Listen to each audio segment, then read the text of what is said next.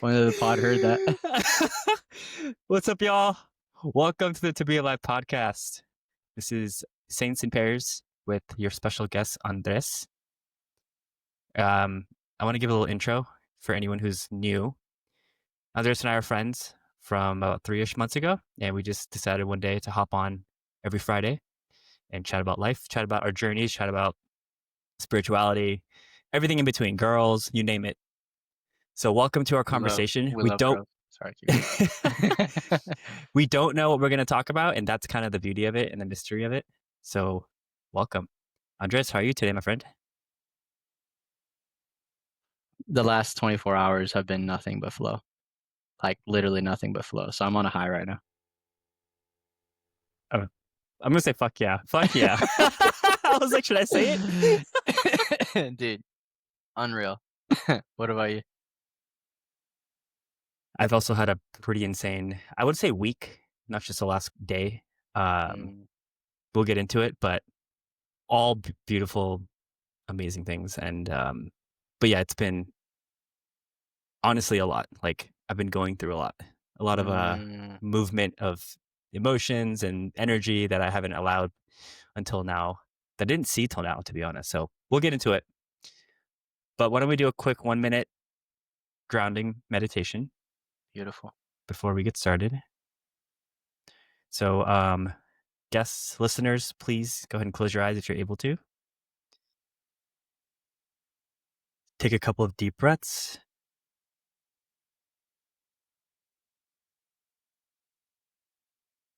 And just ground into your body. You can do a scan from the top of your head to your toes. And just notice whatever you notice. And I'll call us back in 1 minute.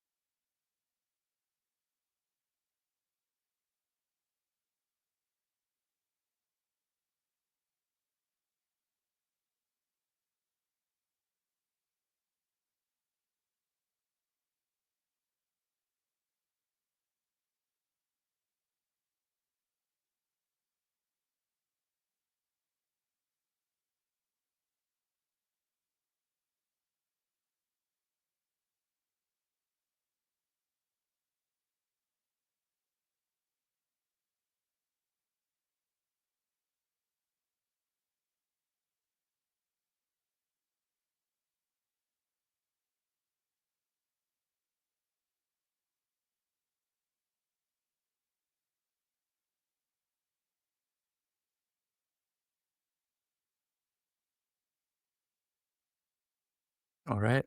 Come on back. Quick check-in. How was that? Dude, I love meditating now. That was great. What about you? Same. I was meditating before this call for, well, ended up being 15 minutes, but felt like 1 minute. I was like, oh shit, I got to get my pod ready to go. I got to set up my lighting and all this stuff. I'm with you. It's just, it's a newfound love. I love it. I love it. I don't know what happened. Everything in this friendship makes everything evolve so quickly. Like every time I think about what I said last pod, I'm like, has it not been evolved already? Like it's crazy. Dude, can we do the thing that we said? Yeah.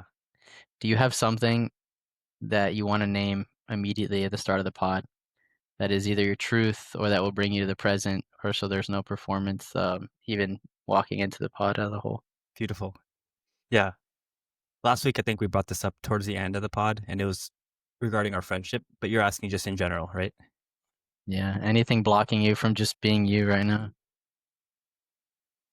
I'm feeling a lot of like, this is going to sound really weird, and I don't mean this in a bad way, but I'm feeling a lot of despair and helplessness, even right now as I'm sitting down. And we can talk more about that, but I just wanted to name that off the bat. Wow. Did that just start right now? No. It's been gradually getting deeper over the last couple of days. Actually, it started that day on your couch earlier this week. Can we start there? Yeah, of course. Of course. Of course we are, But bro. Of course. before we go, would you mind naming your truth as well before we get into it? Big sigh. Um, I don't feel like there's anything that I have hiding, but today I'm very grateful. I found a new therapist last week. I just met with her this morning. She is a gift from God. Um, Having someone that I can just say raw thoughts about anything, and then just like, yeah, she's just very intuitive and is like guiding in a way that I'm like most therapists have never really done. It's usually there's no direction. So grateful for her, and yeah, and then this week feeling like I have so much support in my friendships. So I feel very loved today. Amazing. Thanks for sharing. Okay. I'm going to let you lead. Where would you like to begin? I want us to work backwards. Um, so I have the context, the listeners don't, as to what happened on my couch the other day. But I'm wondering. I just realized how that might sound. Pause, pause, pause, pause. I'll give context. I love why I didn't even question it at all. Sorry. Go on. um, I was doing work yesterday on my couch, and Akash was meditating, and I think he started to notice something new for the first time. That's the context. But I'm just wondering, from then till now, where that creates this feeling of despair and hopelessness. Yeah. And you're willing to share as much or as little as you want. So I think this was maybe on Monday or Tuesday this week, so like a couple of days ago. Um, I came over to your place and we were just working. We were just going to co-work together. There was no plan to do anything. We were just going to work in the same spot. And as for some reason, something told me to like sit cross-legged on your couch and just close my eyes and meditate. I can't explain to you what it was. My laptop was still on my lap, which is weird. Like I was holding I remember this so clearly. I was holding my laptop like this, just kind of like gently like holding it in a way where it doesn't slide off. And I was completely comfortable in that position. So I didn't change anything. And I closed my eyes and I remember feeling at the moment there was something that you said to me that like triggered me a little bit. Like you asked Um, me, I was watching a video out loud and the volume was up and you were also trying to work. And so you asked me, hey man, do you mind putting headphones on? Like I'm trying to work and stuff and it's kind of distracting. And obviously I'm like, yeah, that makes sense. So I put my headphones on and then I realized like there's this pit in my chest. Like what the heck? What's going on? So that's when I start meditating and I start to I feel that pit in my chest. And actually it was more in my solar plexus area, I would say a little bit below my chest. And as I fixed my attention in that area, I felt it kind of move and turn. And again, I can't really explain to you what exactly happened, but something registered where like I realized like, what if I give this feeling of lack or this feeling of being, I think the feeling was something around being perceived or doing something wrong. That's what it was. It was like I did something wrong. Like, oh, I put my volume on in my own friend's home and it bothered him. And so it created this burden in me of like, oh shit. Like, so I'm sitting there and I'm feeling this kind of like feeling of I don't know, rejection in some sense. And something told me like, hey, what if you just see the rejection as your own body, your own self trying to protect you? Like that feeling activated and it caused me to kind of close because all my body wanted to do was protect me. Like it was like, hey, we perceive a threat, even though there's no threat, but we perceive a threat. And so we're gonna get ready to defend ourselves. And so this is really weird and counterintuitive to say, but like I saw in the meditation the act of love it was for me to get triggered. And when I saw that clearly, dude, that feeling fucking flipped around and it became the most unbelievable love I have felt in so long. And I sat in that love, in that pleasure, in that acceptance for I don't even know, 20 minutes. I think I asked you. I lost track of time. And I was like, it, the chills, the resonance. And I remember it was the pleasure was so intense that I had to open my eyes and I was like kind of smiling. I looked at you and you looked at me and you didn't ask any questions, which I really appreciated you just holding space at that moment. But I closed my eyes again and went back into it and just it was actually so intense that feeling of pleasure. It was so intense. Like I don't think my system has ever held that much goodness before. Mm, So I hope that like paints a picture of kind of what happened that day. I didn't go out seeking that experience. I just saw it clearly and it just kind of happened, which I think is a beautiful lesson for me in how to meditate in general. The days following, I've been feeling different. mm, And and there's a bunch of stuff that's happening too, like in my life, that we can get into. But I've had a couple of hard conversations with some old friends back home. I had a really interesting conversation with an astrologer a few days ago, which that was just a mind f of a conversation for many reasons.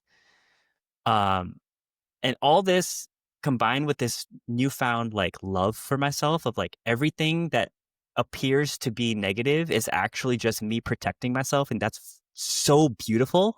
mm, And that I don't need to push away those parts of myself. I can actually like bring them in and thank them for protecting me. mm, it's creating like it's creating so much love and wholeness in me. And I think what's happening is now that I'm allowing, I'm starting to feel things that I've never let myself feel because now they feel safe coming out.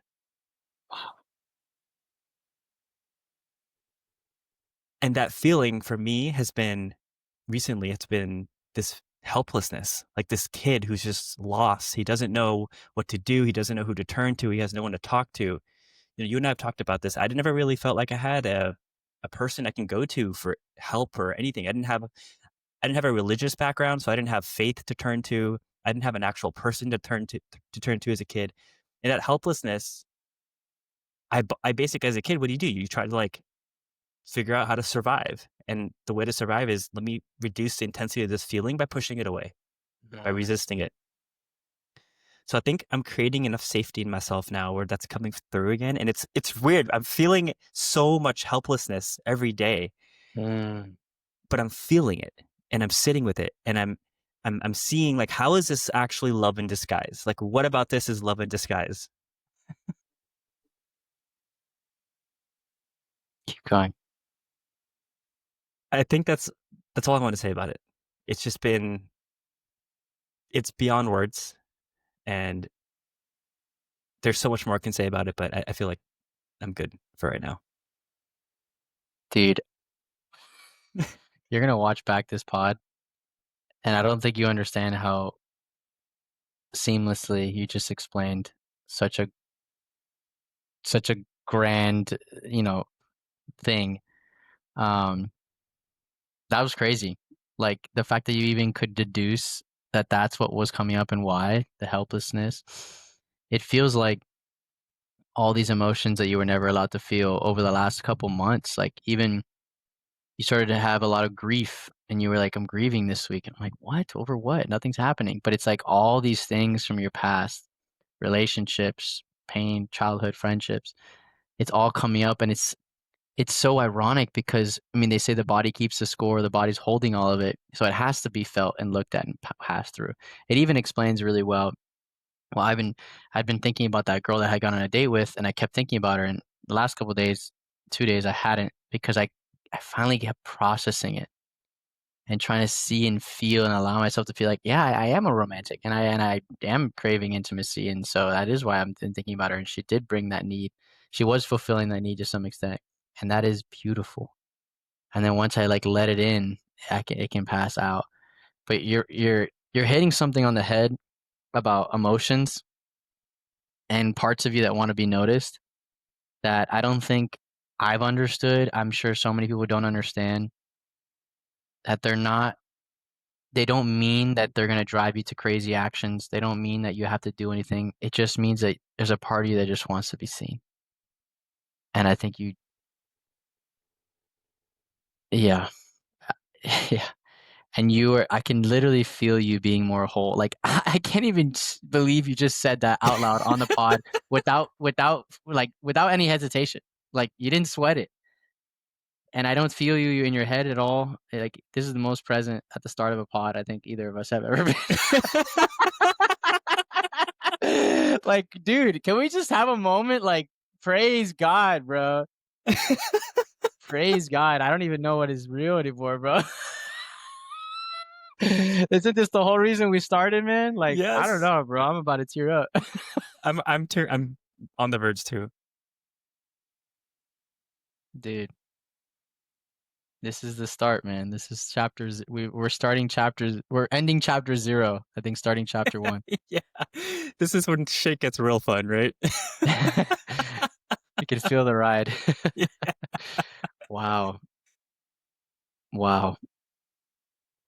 I never thought you find, even just my mom always told me, if you find one close friend in your life that you can be you with, it's like your life will completely change. And she's like, if you find two, you're beyond blessed. And I feel her words both for me and for you. It's like, yeah, just to be 33 and now just in a span of months, just like turn around and like be you and be you and be you. And I love when you're being you, bro. Like people love it. I love it. I know so many people are gonna love it. I can't even recognize you right now, bro. It's crazy. It's crazy. All right. Much love, man. Thank you so much for saying all that. It means a lot.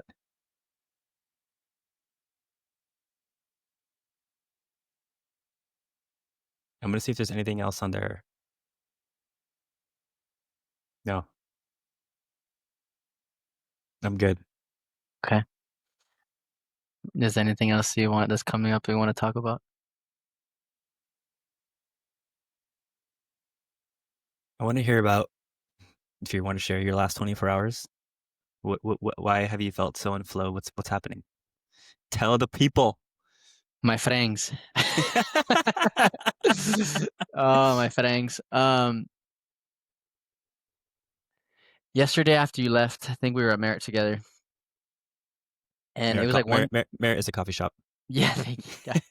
I need this guy to, um, and I just put on, I'm gonna put this playlist together. Maybe I'll put the link or something in here if people are intrigued.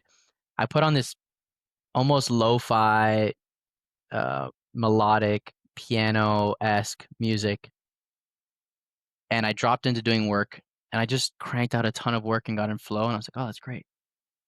And then at the end of the day, it was already 5 p.m., but I felt like I was supposed to keep moving. And I've been really having this like tug this week of like, I I'm so hungry spiritually. Like I am so hungry. And sometimes I don't know the medium to like satiate that hunger. And so our friendship conversations are good, are great. And yet I'm like, I don't know what to do. Like I want to hear, I'm starting to interchangeably use the word my voice and God's voice. So for listeners, like when I'm meditating and I ask myself this question of like, who am I? Like I read this the other day and a friend of mine told me, and I think you mentioned it too. When you ask the word, who am I, and you're meditating, your thoughts evaporate. And like it actually works. And if you ask it enough times, you'll sink to this place where there is no more like awareness or where more like thoughts. And it's hard for me to stay there. But when I'm there, it feels like everything I've ever needed to know is both there and not needed to be said at the same time. Like I just become, I'm whole. And sometimes I get like these little downloads or whatever. But it's almost like sitting at the bottom of a pool. It's like all the noise is calm. And I've been wanting, and when I am in that place, if I ask questions, I feel like I can hear from God. And so recently I've been like I kind of want a spiritual director. Um, and you have your, I think your psychic is the name of it. And when I was Catholic, I had many priests and nun that were spiritual directors, but I had not great experiences because it sometimes felt they had to stay in dogma. They had to stay in the rules of this is what's allowed. And I'm like, I don't care about that. I want to know, I want someone to be there with me with what is, not what they think it is. And and so at the coffee shop, out of nowhere, I just looked up spiritual directors like online, and then I found this website, and then it was like some Christian, some non, and I just wrote my heart on a note about my life story, about what these tugs in my heart, and then I copied and pasted it into an email, and I just started sending it to people on this website that I felt resonance with from this website. And I started looking in chat. What are other people besides just spiritual directors, and how do I find someone that can walk with me in my spiritual journey, almost like a therapist? But I don't want make my friends a spiritual director. Like they're spiritual companions, but like I want someone who can help me sit at the bottom of that pool and like know what God is saying over time. Kind of like these pods are check-ins for us. Like I want to check in spiritually because I'm so hungry. So that's I started writing that, and then I don't know what happened to me, but like the whole rest of the day, I was gone. Like headphones on. Usually, I'd love to be with people. The whole afternoon, I just was like, I don't need to be with anybody. And when I did a couple chores, when I played tennis by myself, like I practiced this one hand backhand I've been trying to learn. Um, Ended up having this random like couple ask me to play tennis with them, and it was peaceful. And then I came home, still listening to the same music, fell asleep to it. Woke up, put it on again, went to run an errand, went to therapy, had this amazing call with Harry, and then had an amazing call with my sister. And I still feel I feel still like I'm like close to the bottom of the pool. So that's why. I love that so much. What um what has been kind of do you, how do I ask this question? Um I guess in general, like how do you what do you make of all this? Or is that not even a question that's entering your consciousness right now? I used to ask a lot of whys. Why am I like this? Why am I like this? Take all the personality assessments, like read astrology, yada yada. Now I'm like, I think as I'm leaving Catholicism,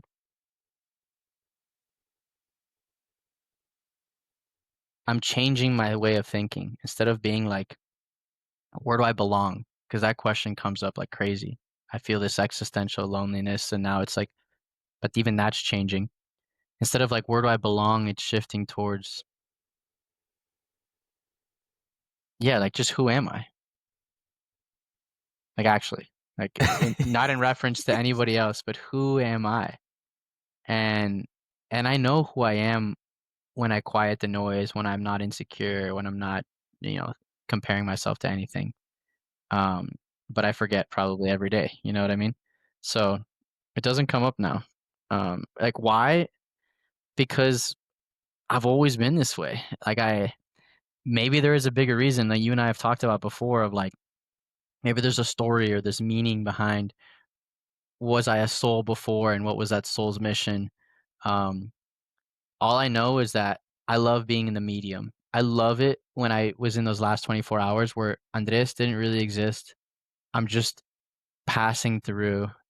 I'm just the medium for this like blissful flowing thing, and it's just like this love and it just like goes. Um if I could have my whole life be this, I would trade it in a heartbeat. Hmm. Um what about that flow? This might be a weird question, maybe an obvious question, but for the listeners, I'm sure they're curious. What is it about that flow that feels so good? Like what Such a good question. I was thinking about this today. Like when you get really happy, you buy something, you're excited, or you're gonna surprise something to someone. There's an up, or maybe there's a nervousness. Or when something really crappy happens, someone, you get broken up with or whatever, or you're gonna have to break up with someone, there's this this fear, anticipation, all that. Those are all they're all you. I'm really happy. I'm really scared. I'm really nervous. And when you're flowing, it feels so alive, but not in this happy and rich state because it's not it's almost like I just blend in. Like I just like I'm just both all and nothing all at the same time. Like and that feeling is like kind of cathartic. It's like it's not me and there's no downs. And I guess there's not really it's almost like this prolonged high, but it just feels like my nature. Like it's just how existence was supposed to be. I don't know Yeah. why I'm explaining it like that. Yeah, that makes sense. It is your true nature. And it because it's your true nature, describing it with words will always fall short. You can't. You literally can't.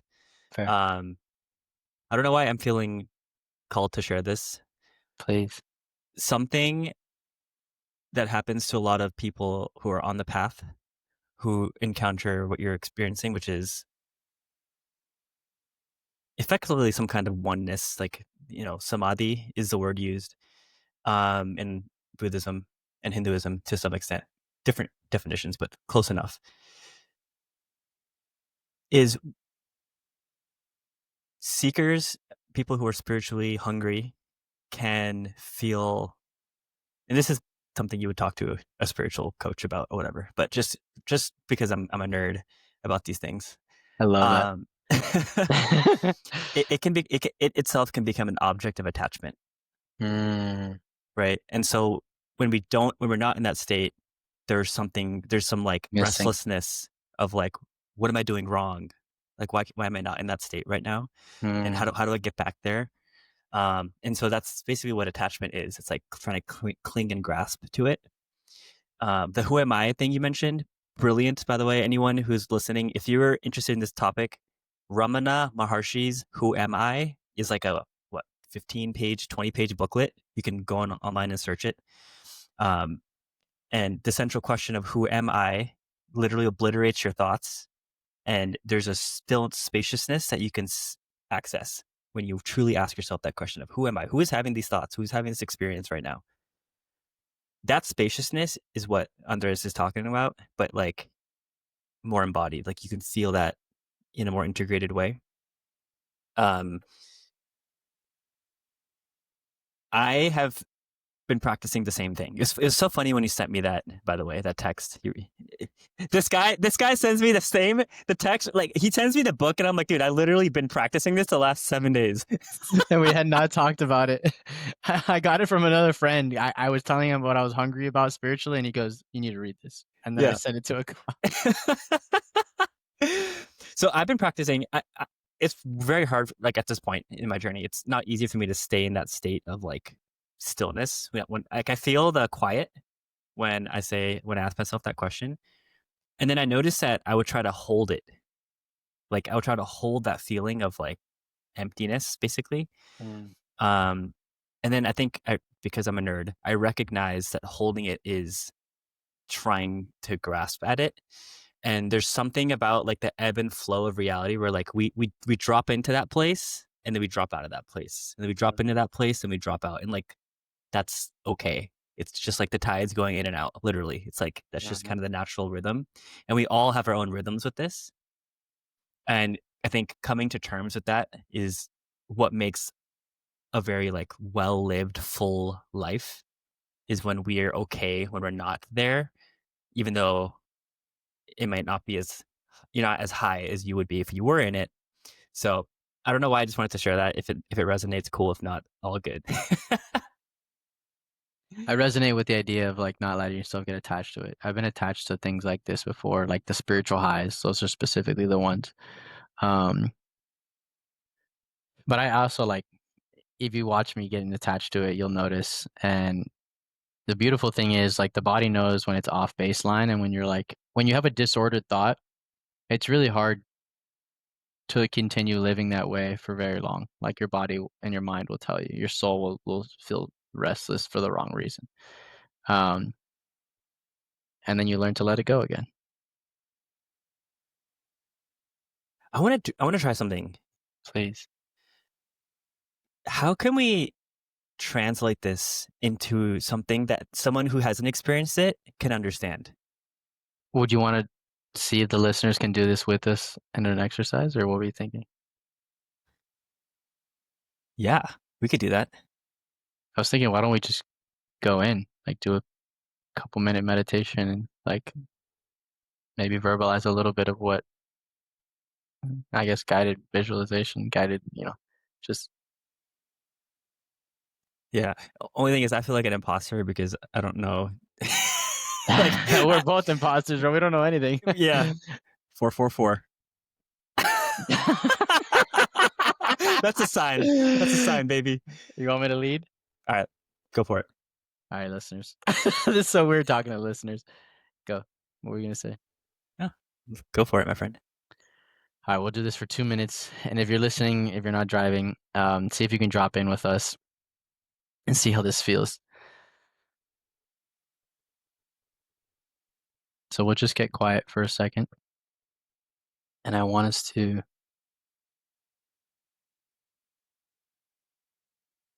kind of just be. If you have thoughts coming up, say thank you for them.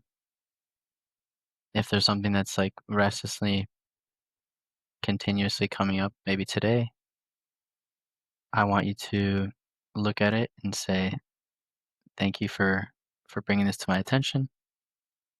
And I will, and after 5 minutes from now, we can think about it again. But for the next 5 minutes, I'm just going to sit here and I'm going to learn more about who I am. And in your mind's eye and your heart of hearts, in a very pure intent, I want you to just ask yourself, and I'll stop talking when I say this after. Just ask yourself once, and if you lose the attention, ask yourself again. But be gentle when you say, who am I?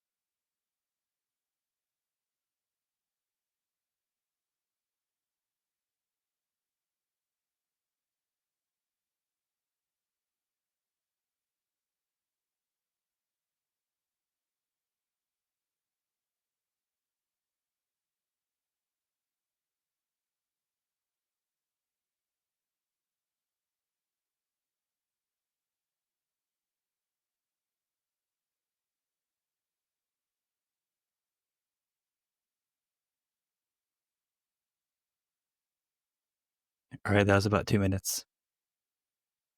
I'm glad one of us is counting. I'd be very curious for like how people felt. Um, I feel like the first time I asked that question, or the first times, it'll be like kind of a shock to the mind and body for a second, and it'll be like I'll feel myself kind of going, like I said, down. towards the bottom of the pool type. But then I'll be like, well, that's weird. Um, it's almost like learning how to let yourself like let the air out. Yeah. Did it feel weird to do it on the pod? It was definitely harder than if I'm just sitting on my couch.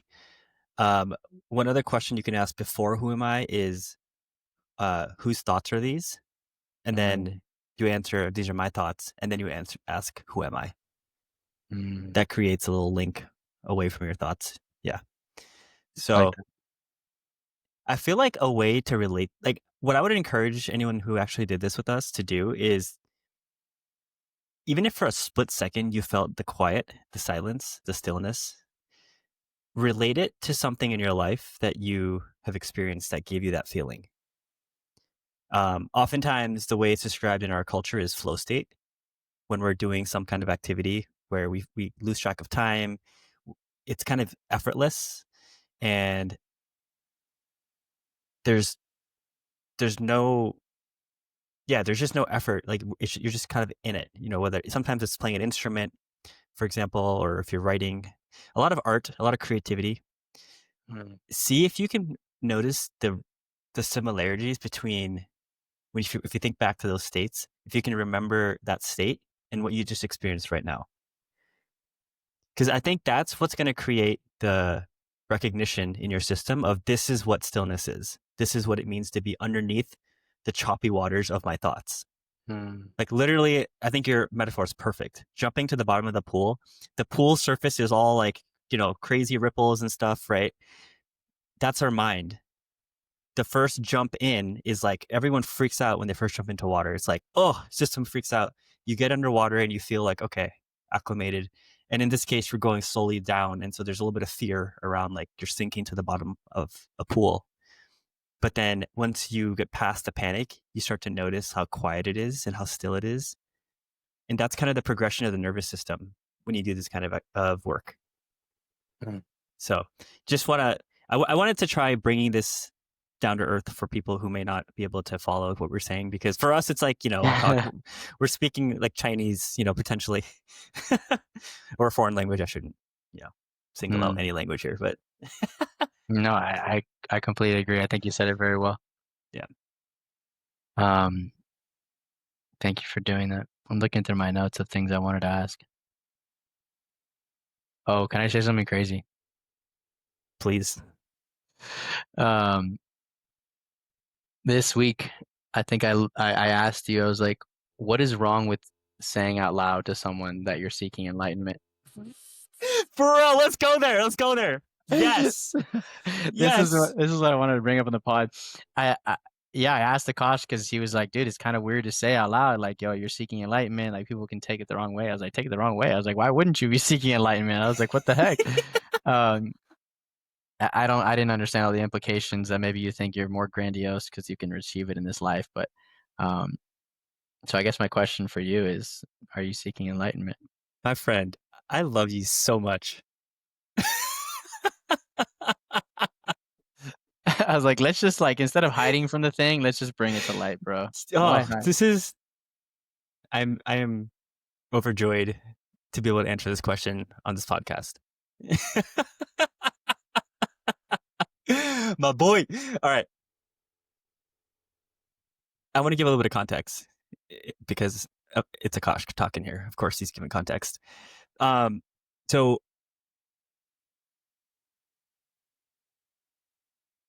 I have been on my own path of healing. Like for a long time, the word that came to mind was healing, right? Healing from traumas, healing from this, healing from that.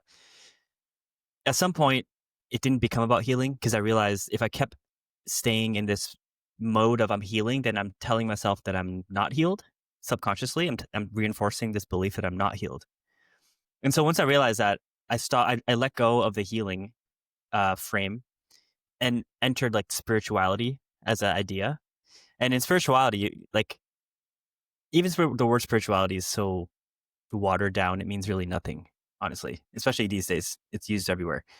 Um, you'll notice in any spiritual path, uh, there's this idea of enlightenment. Like the goal of of a human being, so to speak. I shouldn't say goal. It's not a goal, but our true nature is enlightenment. Like we're already enlightened as we are right now in this moment, all of us. In fact, the exercise we just did is proof Mm. because you just tasted it. Um,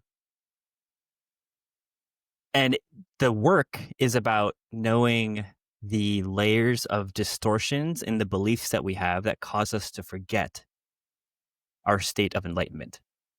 So that's what I just want to define what enlightenment is and also kind of give context for my path towards this. And I have had a lot of trouble saying I am seeking enlightenment out loud. And this is getting to your question now. Why? And a lot of people, I would say the majority of people do. And yeah, it's amazing that, by the way, that you asked this question, because I don't think I know anybody who would ask this question. They'd be like, of course, it's scary to say you're enlightened because who the fuck do you think you are? You know, we're talking about the Jesus Christ, the Buddhas, the Krishnas. Like, we're talking about like the saints of this world. And you out here being like, I'm trying to get enlightened. Like, who you think you is, bruh? Right? Like, I'm just a Joe Schmo, bro. I'm just trying, baby. so that's what we're taught. We're taught like Mm, seeking enlightenment is egotistical to say out loud mm, because you think you're better than someone else and you think you're special enough to compare yourself to the likes of Jesus Christ. Like, are you insane, bro? Like, are you literally losing your mind? That's right. Like that, and this voice I'm pretending like I'm kind of bringing out is how I talk to myself in some sense about this. mm, Right, that voice was like, and I realized like after we talked about this. So thank you, because I don't think I would have seen this. That that's not my voice. My voice ain't telling me, bro, you don't go telling people you're enlightened or you're trying to become enlightened. Because the truth of the matter is, and this is what you already know, why would you not want to be enlightened? Like, enlightenment means you see clearly, you see reality clearly, which means you're compassionate and you're kind and you spread love and you are creative. And that's going to have a ripple effect on everyone who ever crosses your path. They're going to feel your energy, and that's going to create positive change simply by you existing in your true nature, which is enlightenment.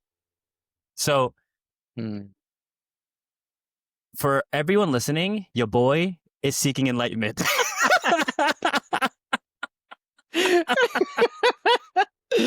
Hey, bro, say it to the world, baby.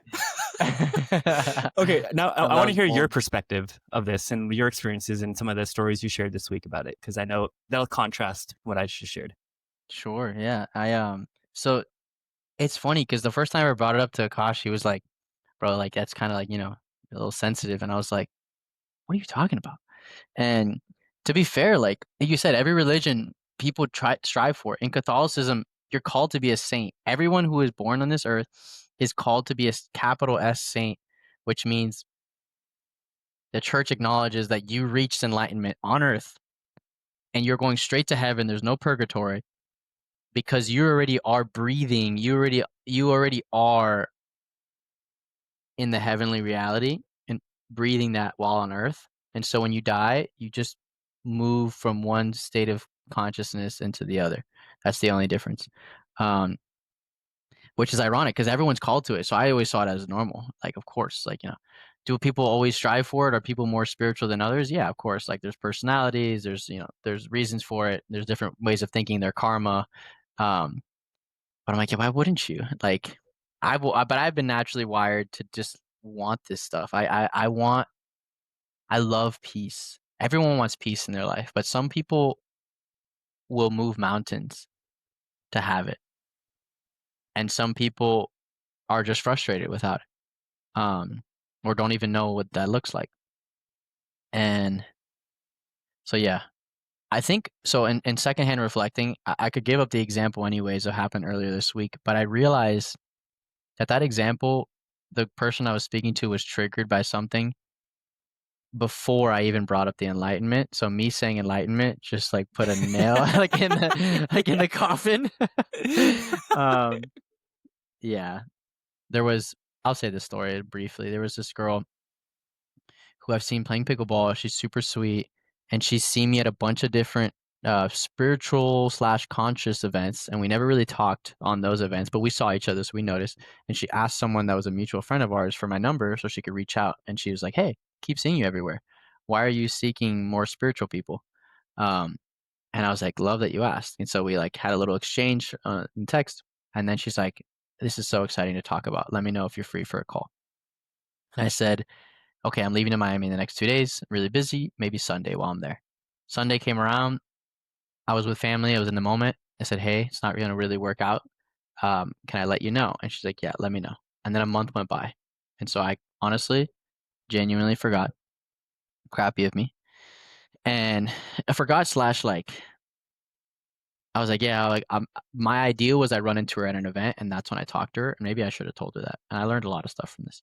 But I think that actually really hurt her. Like it bothered her that I started something, said I would call her, didn't, told her I couldn't, and then a month goes by. She's like, she probably feels really unimportant. I talked about with a friend who did something similar to another girl, and he was like, it made her feel really like rejected. So I see her at the courts playing pickleball, and I'm like, oh my gosh, what's up? And so I could tell she's already a little like avoidant, but I tried to be friendly. She wasn't having it. And at one point, I was like, I cut the ice, and so I was like, hey, so have you been going to any of the events? And she's like, have you? And I was like, well, a little bit. I'm trying to find more. And she's like, why? And I was like, uh, I mean, like we talked about, you know.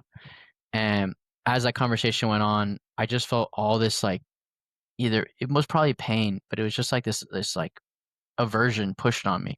And she just like really drilled into me, um, almost like this interrogative, like, well, why are you going there? And I was like, oh, I'm hoping to meet more people like us. And she's like, "Well, what kind of people?" And I was like, "You know, people that are like looking for central, like a to spiritually attuned." And she's like, "Do you find them there?" And I'm like, "Sometimes it's harder, even though there's a lot of people there. Like sometimes I don't feel like I connect that well." And then she was like, "Well, you're gonna be unhappy like that because you're looking for something very specific. It sounds like and not everyone's like that. And good luck being happy." And I was like, I must have done something wrong. And so I was like, hey, is there like a certain speaker or someone you like to listen to? And do you know why you like to listen to them? And she's like, I'm not answering that. I'm like, okay, well, I'm only asking to see if maybe there's a common, I'm trying to see if I can help you understand. And she's like, I don't understand you. I was like, I know, I'm trying. Um, and she's like, well, this is about you. What speakers do you like and why? And I was like, I don't really know how to have a conversation right now. And I was like, she's like, I don't want to talk about it. And I was like, okay, well then I don't know why I would want to talk about it. And then she's like, okay. And then she like talked to a friend of hers next to her, and then she left and didn't say bye to me. And at one point in there, I forgot I said like no, I think I'm trying to seek people that are looking for enlightenment. Like I'm trying to figure out, it's just a desire in my heart. And she like laughed. She was like, oh yeah, well, like sure, like look at you, so grand or something. Um, so it was a weird interaction. Um, it didn't help that I brought up the enlightenment after she was already upset. But you know, right when it happened, the first thing I thought of was like it was like forgiveness. Like and sometimes this happens to me when someone cuts me off on the road. I'm just like or they'll get mad at me because maybe I accidentally did. And I never understand like it's I don't understand why they get angry. I'm like, yeah, sometimes I'll just like do this like and not in like a passive aggressive way. I was just like, I just love you. Like I'm sorry, I'm human. I'm sorry. But I'm like, I don't know. Like I just, I forgive them. They don't know what they're doing. Like it's that really beautiful line in the Bible that Jesus says. Do you know where this story is? No. It's one of my favorite things in the whole Bible, where Jesus is on the cross, right? And he's getting, his crucifixion is one of the most brutal deaths in history. He's got a thief to his left and some murder on his right. I'm probably butchering this, and they're the three getting crucified. And Jesus is getting like whipped and all this stuff. He can barely breathe. He's choking on his own blood. Like he's just completely like. And then one of his last words is like, "Forgive them, Lord, for they do not know what they are doing." Mm. Ooh. and he is about to, like, he has had the most miserable last 24 hours. He's been getting, torn apart for things he didn't do wrong. And he's telling God, forgive them. And these people are angry. They're spitting in his face. Oh, you're so cool, king of the Jews. And they like put him this crown of thorns and they say like, oh yeah, you're such a king. Like, look at you now. And everyone's mocking him. And all he says is like, forgive them because they don't know what they're doing. And it's the same words that this Saint Stephen, who was the first martyr for the church, he was stoned to death for preaching the gospel, and they were not supposed to do it in this place he was persecuted. And as they were stoning him, the rocks were hitting his head, and he was losing consciousness. And the last words he said before he died, he cried out. He said, "Forgive them, Lord, for they do not know what they are doing."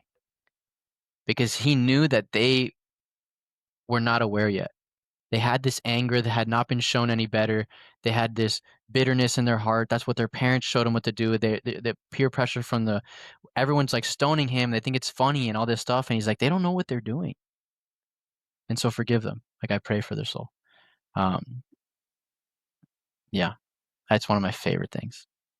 Yeah. So you're kind of relating it to you just felt like this person wasn't aware of what was going on, the way that she was kind of triggered by your presence. And when you I think, mentioned, I think yeah, she genuinely saw it as like, I did something wrong. Like, I'm bad. I'm a bad person for yeah. this. And so it was justified to like get all angry and put the burden on me. And because you see that, you don't get triggered back. See, Yeah. what happens usually for, I'll speak for myself, and I think for a lot of other people, is let's say I'm in your shoes in that situation. She starts to like tell me those things. I will feel defensive. Like, what do you mean? No, no, like da da da da. And then I get defensive, and then she gets Mm, even more like it just escalates. snowballs. Yeah, Yeah. because neither party is seeing clearly, and they're like we just did this beautiful exercise earlier. They're caught in the web of the mind and of the emotions and stuff, and we're not creating spaciousness within us to see what is it actually that's happening. Oh, this person just isn't able to hear what I'm saying. That doesn't make her a bad person. That doesn't make her less than me. That doesn't warrant a response Mm, back that's going to be disrespectful to her or anything along those lines. I see it and it's okay. I forgive you. yeah. And for you, it's second nature. But like for us mere mortals, it's something we got to learn. Bro, we're mortals by butt, bro. I'm the merest. I'm the merest. That's one of my favorite sayings you started using. We have a friend, a mutual friend of ours that is literally an alien. Like, he's just, this guy's a character. This man is not from this planet. Shout out Cam if you're listening to this. Shout out Cam, bro. You honestly, respect on your name, but we're like, yeah, we're just mere mortals, bro. Um. Oh man.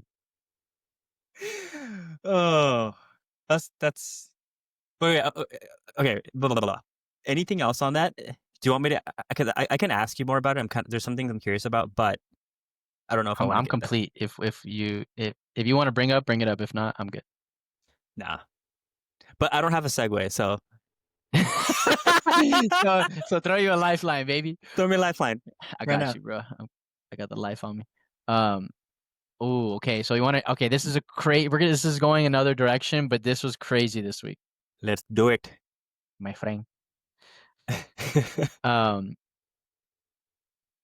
I don't know what is going on. I have the theory. I mean, the listeners probably know from our last episodes, but this week, my other close friend, Sarov, and we talk a lot about girls and how we want to approach dating and this and that, and he's very gifted. He very charming. He can get most of whoever he wants, and but he's been seeing a lot of different women in San Francisco, but he still has this emptiness, and he hasn't been vulnerable enough to say it. And he reminds me of you to some extent of where you used to be, where he like has this wall in his heart, and he wouldn't acknowledge it. You've been so good about like, I feel like I can't receive this love right now, and he was like, he's never said that to me, and all of a sudden in the last 2 weeks, his heart's been softening, and he just had this moment with me where this week where he was like, it's empty. Like these relationships, the connection, I can get whoever I want. I know all the things, but and I have everything I could ever ask for, money, all the stuff, but I don't feel happy and I don't feel whole. And I've never heard him like admit it because I felt it from him before, but he's really good at like for like showing that it's not real. Um, and then he was like, and he had broken up with another girl before when he was in Austin, and his whole thing was like, there's so much to see, there's so much adventure. Like he's been to 25 different countries, and he's like in San Francisco, he's working the room, and he's getting numbers left and right. And then he was like, it's not what I want, and I don't feel like I. He's like, I'm still adventurous, but like all of a sudden in my heart, I'm desiring, and I feel this call to be a man and to court someone and to find my wife. All of a sudden. It just, I mean, apparently this happens to guys where like they're not ready and then they are. And I think that's exactly what's happening.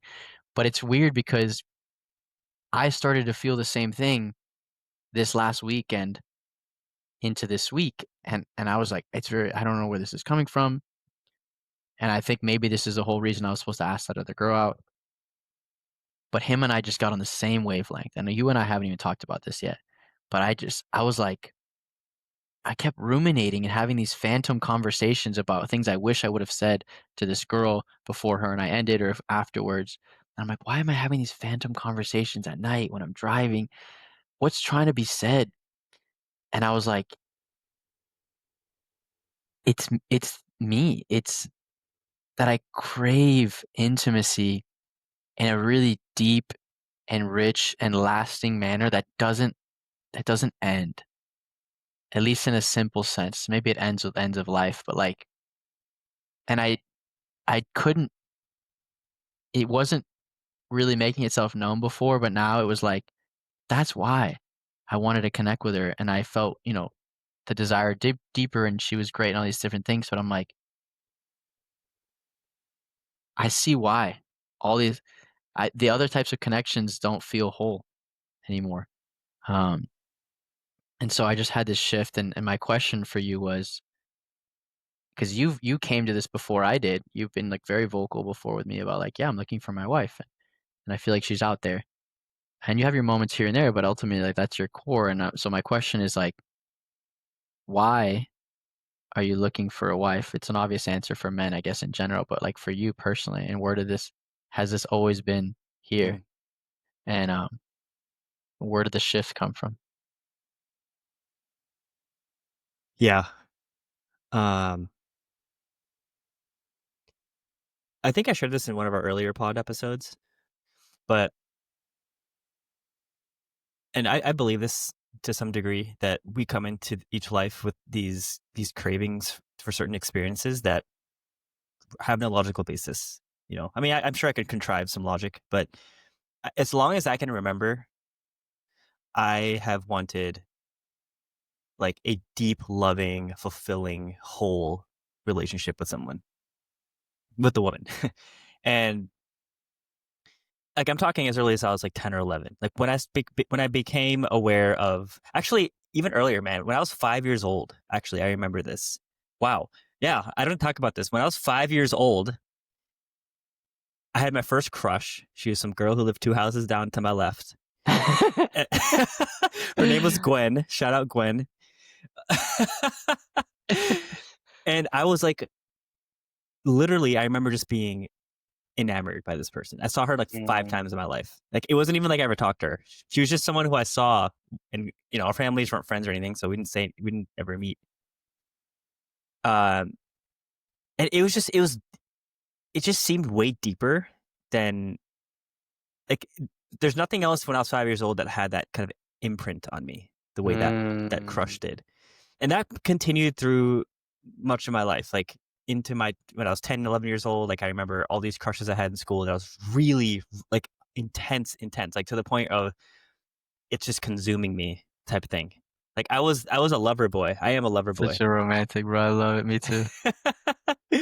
And so, it continues. But like at some point when I'm able to actually like visualize my life and stuff like that, I just felt this yearning. I think that's the right word. It was a yearning for a family, like Mm. to create a culture in my family that's like just safe and pure and beautiful and whole. And obviously the partner I choose would be a big part of that.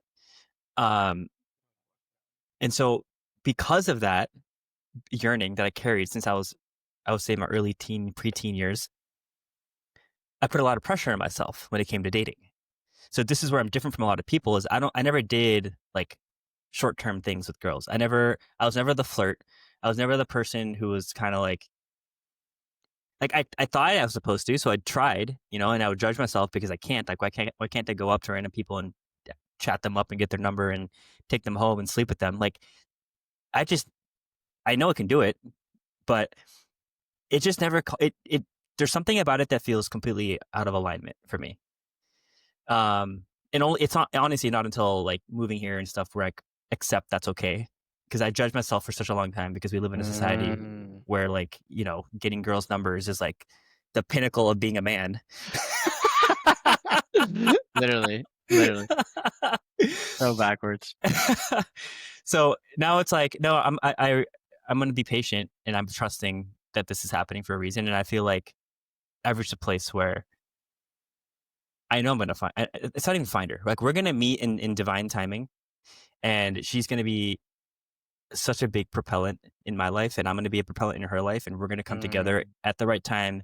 And it's like what I'm learning to let go of is like we're talking about attachment. I don't want to be attached to it, right? Yeah, yeah, So so like fact.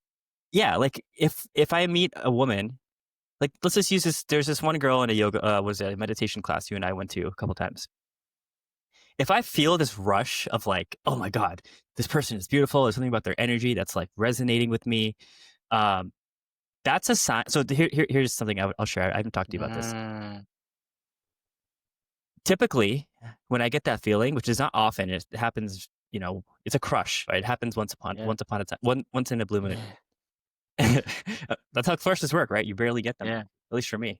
Um, but I would like collapse under the pressure I'm putting on myself because the moment I feel it, I'm like, is she the one? Like da da da da. Like, do I need to like evaluate every little thing about it? Like, my mind starts racing, my heart starts racing, the butterflies start going wild inside me, Mm. and then I do nothing.